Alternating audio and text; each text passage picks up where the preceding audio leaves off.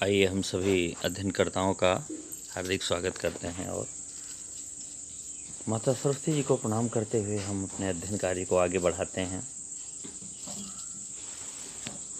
रसखान जी के बारे में आपने सुना। रसखान जी के पहले पद्य को आपने पढ़ा, रसखान जी के दूसरे पद्य को भी आपने पढ़ा। रसखान जी के तीसरे पद में बात बदल जाती है। गोपियाँ कृष्ण से शिकायत करती हैं। शिकायत करने के साथ साथ एक और दिक्कत होती है गोपियों को। वो गोपियाँ कहना चाहती हैं कि कृष्ण बार बार हम लोगों को धोखा देते हैं और हम लोग उनके कहने के आधार पर उन पर भरोसा करते हैं। हम लोग जब बुलाते हैं तब कृष्ण आना नहीं चाहते हैं। ये सारी समस्या है जिससे हम लोग परेशान हो रहे हैं। तो हम लोग कृष्ण का सब्स्टिट्यूट देख लेते हैं। जैसे आप लोगों के यहाँ सब्स्टिट्यूशन चलता है, वैसे ही गोपियाँ सब्स्टिट्यूट खोज रही हैं। तो जब गोपियाँ सब्स्टिट्यूट खोज रही हैं तो कैसे होगा ये? वो सब चाहती हैं कि कृष्ण को भी परेशान किया जाए, हम लोग ही नहीं तड़पें बल्कि कृष्ण भी तड़पें, हम लोगों का स्नेह उन्हें न प्राप्त हो सके।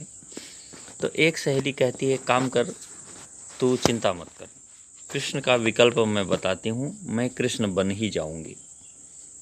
कैसे कैसे बनेगी वो सारा विवरण है और इसमें भी कृष्ण का अपार स्नेह छलकता है। गोपियों के हृदय में जो दिखाई दे रहा है वो दूर नहीं रह सकती, इसलिए परेशान हैं।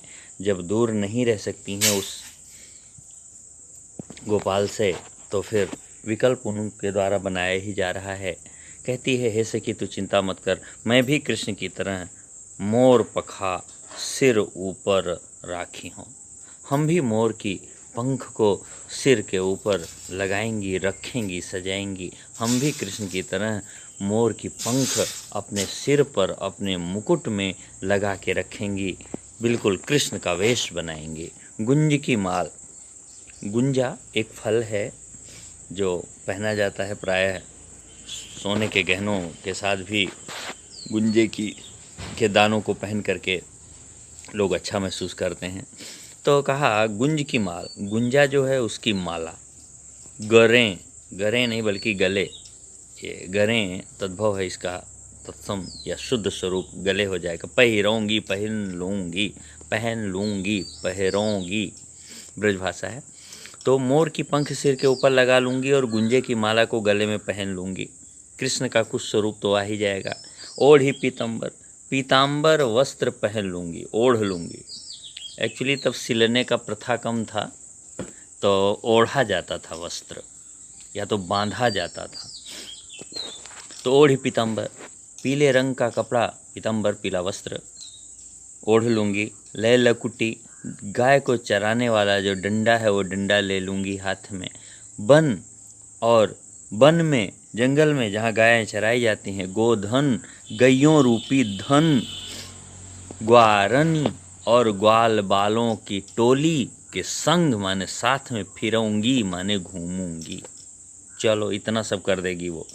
मोर की पंख सिर पे लगाएगी, गुंजे की माला गले में पहनेगी, पीताम्बर ओढ़ लेगी, कृष्ण की तरह बिल्कुल वेश बन जाएगा। गाय चराने वाला डंडा ले लेगी और जंगल वन जहाँ जहाँ गैया चरेंगी वहाँ वहाँ ग्वाल बालों के संग घूमती फिरेगी। यानी जो भी कार्य कृष्ण कर सकता है वो सारा कार्य करेगी। तब फिर क्या हुआ? भाव तो वो ही मेरो रसखान जी कहते हैं कि भाव तो वो ही माने उसका भाव, तो माने अच्छा लगता है। उस कृष्ण की जो चीज़ अच्छी लगती है, रसखान जी ने कहा कि गोपियों ने कहा, एक गोपी कहती दूसरी गोपी से कि कृष्ण का जो कार्य तुझको अच्छा लगता है, गाय चराना, लकुटी लेके चलना, पीताम्बर ओढ़ना, मोर का पंख धारण करना, गुंज की माला पहनना, सब वो करेगी। तेरे कहे जो भी तू बोलेगी कि कृष्ण का ये चीज़ अच्छी लगती है, कहे सब, सारा का सारा। स्वांग माने बाहरी वेशभूषा को धारण करना ही स्वांग करना कहलाता है, नाटक करना कहलाता है। स्वांग माने नाटक होता है, अभिनय होता है। तेरे कहे सब स्वांग करूँगी, तेरे कहने से वो सारे अभिनय मैं करूँगी तुम्हारे लिए, ताकि तुम्हें कृष्ण की कमी नहीं खले। कृष्ण की कमी को मैं पूरा कर दूंगी, कृष्ण का मैं सब्स्टिट्यूट बन जाऊंगी। बस सखी एक ही जिद है, एक ही टेंशन है, वही मत मुझसे कहना। या मुरली या माने जो मुरली मुरलीधर की, जो मुरली कृष्ण की है, कृष्ण की सबसे बड़ी चहेती है मुरलीधर की। कृष्ण मुरली धारण करने वाले कृष्ण की जो सबसे अधिक चहेती है मुरली, अधरान धरी, अधरा न धरी। अधर माने होता है ओष्ठ, ओष्ठ में जो नीचे के ओष्ठ हैं वो अधर कहलाते हैं, ऊपर के जो अधर ओष्ठ।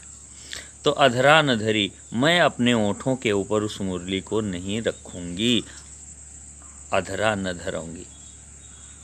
ना तो कभी हमने अधर पे उसको आने दिया है और ना तो कभी अधर पे आने दूंगी। वह मुरली कभी भी धारण नहीं करूंगी। मुरली छोड़ करके बाकी जो भी तू कहे वो सब कुछ करने के लिए मैं तैयार हूँ। तेरे लिए गाय चराऊंगी, तेरे लिए पीताम्बर ओढ़ूंगी, तेरे लिए मोर की पंख पहनूंगी, सिर पे गुंजे की माला पहनूंगी, सब तेरी खुशी के लिए मैं सब करने को तैयार हूँ। बस केवल मुरलीधर की मुरली को धारण करने के लिए ना कहना।